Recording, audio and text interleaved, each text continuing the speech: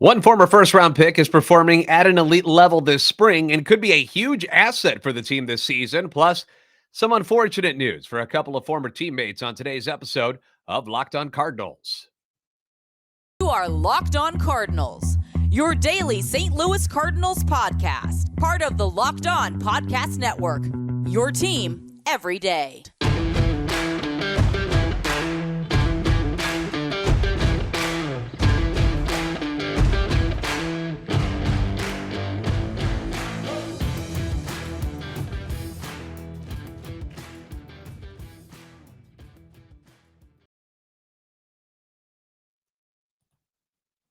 Hey there, Cardinal fans. I'm JD Haffern, and I'm a national radio sports anchor, born and raised in the Lou and a lifetime Cardinals fan, and I'm your host for Locked On Cardinals, part of the Locked On Podcast Network, covering your team every day. You can follow me on Twitter at JD Sports Radio. You can follow the podcast at LO_Cardinals. I want to thank those of you who make Locked On Cardinals your first listen every day. We are free and available wherever you get your podcasts, whether it's iTunes or Spotify, Google Podcasts. You can also find us on YouTube if you haven't done that yet. Be sure to like and subscribe and comment. That way you can interact with us. Hit the notification button so you know when new episodes are posted. This is a show serving Cardinal Nation and giving the best fans in baseball all of the info about the birds on the bat. Today's episode is being brought to you by Ultimate Baseball GM. If you've ever dreamed of becoming a Major League Baseball GM and managing your baseball franchise, then this game is definitely for you. To download the game, all you got to do is visit ultimatebaseballgm.com, where you can look it up on the App Store. Our listeners are getting a 100% free boost to their franchise right now when using the promo Locked On, all caps, in the game. So the Cardinals had the day off on Monday, and it was kind of nice. They've been playing for some consecutive games for a while, and being the fact that they're kind of shorthanded at camp because of so many guys playing in the World Baseball Classic.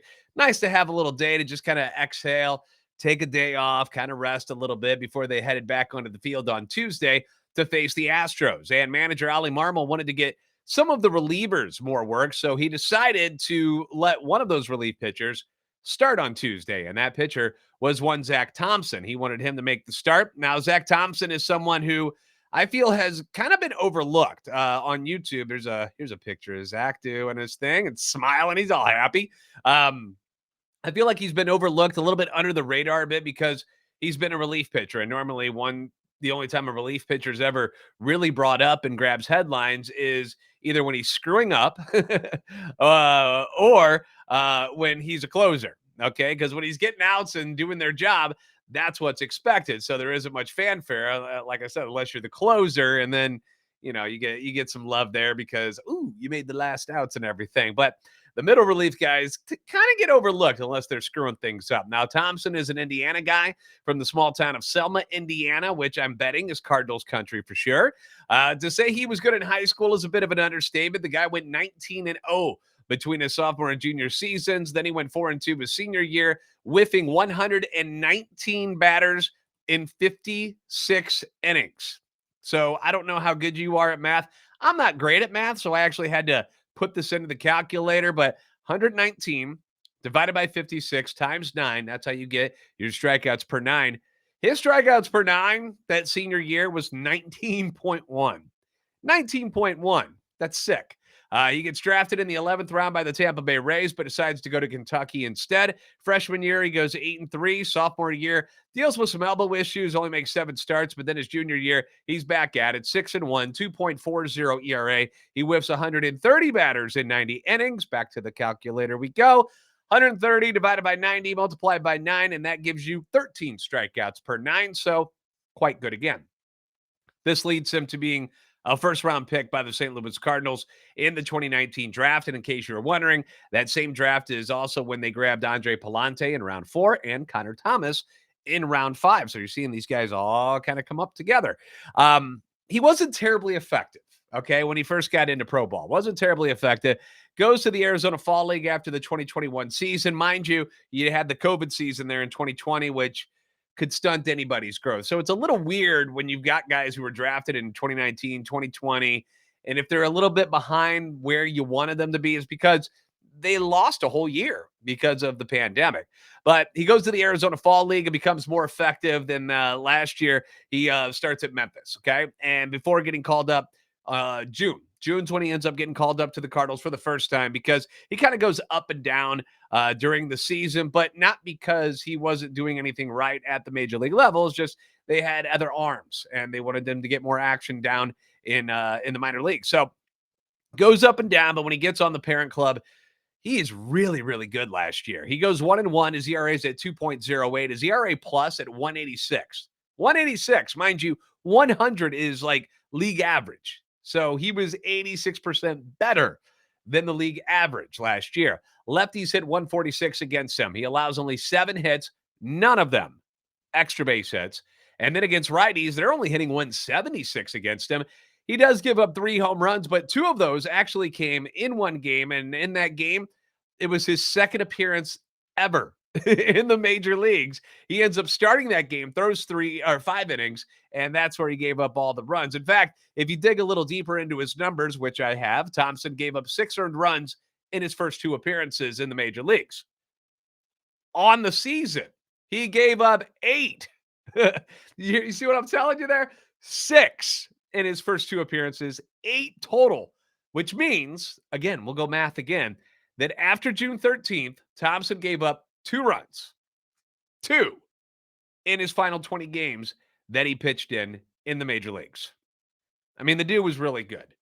There's no other way to say it. And that has carried over into the spring. Now, on Tuesday, he got the start, but he was only going to throw 1 inning because he's a relief pitcher. They're not trying to stretch him out right now, at least right now. I did read somewhere that Mo said something about, if we wanted to stretch him out, I guess we got to hurry up and get to that. But I don't see why you need to at the moment. Everybody's healthy right now. So there's really no need to stretch him out. And that's why you got some of these other guys that you signed. We'll talk more about them here in a little bit. But he throws 1 inning. He walks 1. He strikes out 1. The one guy that he did strike out, former AL MVP Jose Abreu, by the way. No runs again. So far this spring, Zack Thompson has appeared in 6 games. He's thrown 6 innings. No runs, 4 hits, 2 walks, 6 strikeouts. I mean, the guy has found his spot on this team as a top-tier reliever. I mean, he just has. And it's looking more and more like he's going to be your top left-handed option out of the pen this year. There's nothing about these numbers that shows you that he's set to regress, he's going to get worse. No, he looks like he's found a home in the bullpen. So I really hope Mo and these guys don't overthink things and say, well, look how good he is here. Maybe we should make him a starter. That didn't work out when you tried to do that with Jordan Hicks, did it? Let's not make the same mistake with one Zack Thompson. Now, in an article by Bill Ladson at MLB.com, Thompson said this about his strong spring so far. I think I'm throwing harder now than I ever did before. I'll carry that into the season. Come May, June, July, I'll see another uptick. Now, he's already hitting mid-90s. The fastball that he struck Abreu out on, 94.6. So if he does make a jump and, like he mentions there, another uptick, maybe he reaches 97, which would just be another reason for his domination from the bullpen to continue. But he's just been fantastic. I mean, there's nothing but good things to say about what you've seen from Zack Thompson since you've brought him up and you've made him a relief pitcher at the major league level. So I say, don't touch him. Let him be. Let him be awesome in the bullpen. Let's not screw around with that. But he's not the only lefty who's having success this spring. We're going to talk more about some of these other southpaws that are on the squad next on Locked On Cardinals. Now, one thing I do want to talk to you about, see, I'm a video gamer. I do enjoy myself, my PlayStation 5. Also, if you get a chance to play games on your phone, even better, because you get into situations where you can't have your video game system with you and you want to do other things. And I'm excited about our new partner and sponsor of today's episode, the mobile game Ultimate Baseball GM. If you've ever dreamed of becoming a Major League Baseball GM and managing your own professional baseball franchise, this is the game for you. If you think you can do better than what Mo and the Cardinals front office does, this is the game for you. Here's your chance to prove it. Manage every strategic aspect of your team. You play through the season and you lead your team to glory, or if you're not very good at it, you lead them to the stinking bottom of your division. You're responsible for all sorts of things, hiring the right coaches, the right staff. You manage your team finances. Yeah, which for some of us who aren't good at keeping a bank account, that could be a problem, but it's part of being a GM. Scouting and drafting players, you got to manage their difficult personalities. Some people are real easy to get along with. Other people are in the red and are frowning, and they're not so good to talk to. I was testing it out last night. The wife had passed out next to me, and I started fiddling around with it last night. And I got to the point where you get to do the MLB draft, which was pretty cool, trying to find little hidden gems in the draft pool. You're navigating your franchise through free agency. You're making trades. You go through all the ups and downs of a season, whether you get performance boosts because guys are doing good. You've got injuries that are knocking people out. Ultimate Baseball GM is completely free. Did I mention that? Completely free and playable offline. You play on the go as you want and when you want to, which is great. You get a group of friends together, you compete against each other. And the bonus thing about being able to play it anywhere you want, where it's downloaded and you don't need the Wi-Fi to play, the in-app playability, it's key because you've been there before, right? You're waiting at the doctor's office, or you're getting your car work done. You're waiting for something to get done there. You're on a long road trip. Maybe your wife is shopping for dresses and you're stuck there with her waiting in the waiting area with all the other dads and all the other husbands. You're just like, what do we do? Hop onto the Ultimate Baseball GM app and you play, and you don't have to worry about being on Wi-Fi. Download the app, play today for free. See if you got what it takes to win the championship. And Locked On Cardinals listeners get a 100% free boost to their franchise when using the promo Locked On in the game store. So make sure to check it out. Download the game. Just visit probaseballgm.com, scan the code, or look it up on the app stores. That's probaseballgm.com. Ultimate Baseball GM. Start your dynasty today.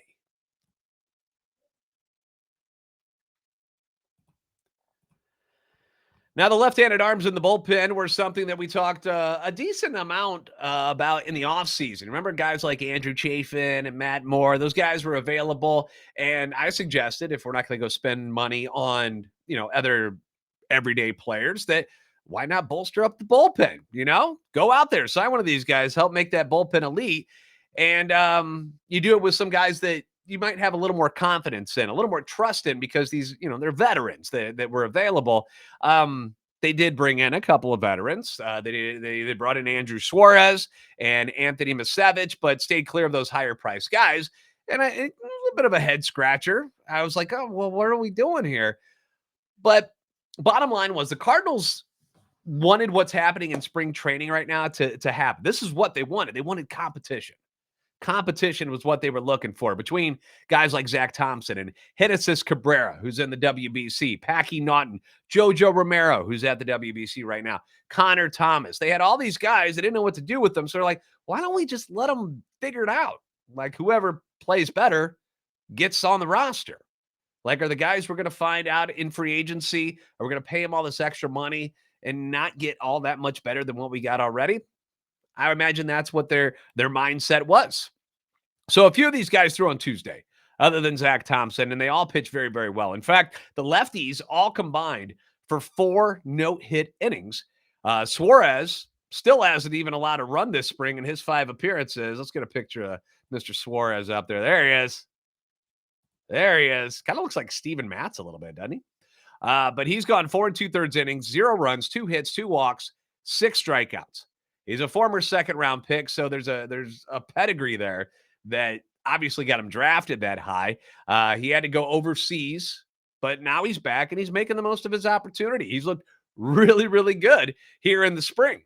Is it good enough to crack the Cardinals opening day roster? I don't know. I don't know what they want to do with him. I don't know if they want to keep him in the relief role. I don't know if he's a guy that they would like to stretch out at some point and turn into a starter, a guy who can eat some extra innings out of the bullpen or make him into a full-time starter. I'm not sure yet. Misiewicz has had major league success. He's been pretty darn good in his career, especially against lefties. Had one not so great day this spring against Detroit. And if you remember, all the Cardinals got hit that game. It was just an ugly game altogether. They just got abused. But Misiewicz has got 6 strikeouts and 5 innings of work through a clean inning on Tuesday. Packy Naughton hasn't had a very good spring, to be honest, but 1 walk and a punchy in this particular game. JoJo and Hitasis are both in the WBC, as I mentioned.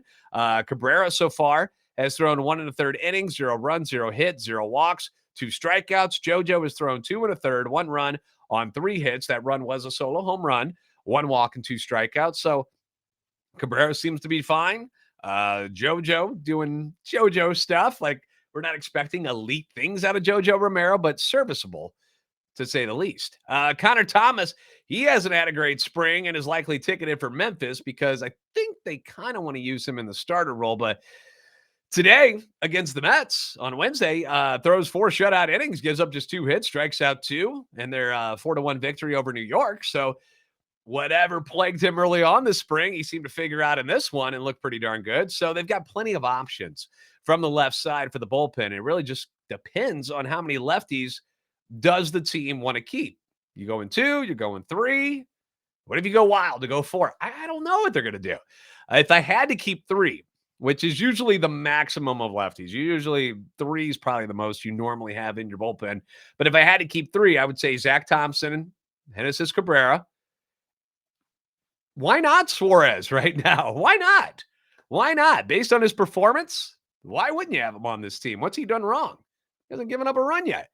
But we're going to have to wait and see. I don't make these decisions. Mo, Ali, they'll all put their heads together and figure out what they want to do that will be best for this franchise. Still got about 2 weeks left to battle it out. But I say Thompson and Cabrera, they kind of feel like locks to me. I don't think they wanted to send Genesis Cabrera down last year. I think they love what he's got. And I think they love the fire and the attitude that he's got out there on the mound. Last year, when he drops the ball after he's getting taken out of the game, that immaturity, right? He's learned from that, though, I'm sure. Figured some stuff out, hopefully in the minor leagues, but so far, not bad. Not bad in the spring, not bad at WBC. So I would say Thompson and Cabrera are locks, and I would give the nod to Suarez right now. Some crap news for 2 former Cardinals that I want to talk about next. Plus, one of the Cardinals' top 30 prospects is out of town. He's heading out. He's no longer on this team. We'll talk about it next on Locked On Cardinals. Now, it's a great time to be a basketball fan, right? March Madness is here. College basketball tournaments ready to roll. NBA is in full swing as you're in the second half of the season and people are jockeying for the playoff positions. Perfect time also to download FanDuel, America's #1 sports book, because new customers get a no-sweat first bet up to $1,000. That's bonus bets back if your first bet doesn't win. You just download the FanDuel Sportsbook app. Safe, secure, super easy to use, and you can bet on everything from the money line to point scorers and threes drained, player props, player points, rebounds, assists. You can make all these smaller bets. You got so many exclusive bets, like the 2x3, the 2 3-pointers scored in the first 3 minutes. Like what? Yeah, you can bet on that if you want to, but it's available at FanDuel. FanDuel even lets you combine your bets for a chance at bigger payouts with the same game parlay, which is another fun way to earn some extra money. So don't miss the chance to get your no sweat first bet up to $1,000 in bonus bets when you go to FanDuel.com/locked-on. That's FanDuel.com/locked-on to learn more. Make every moment more with FanDuel, an official sports betting partner of the NBA.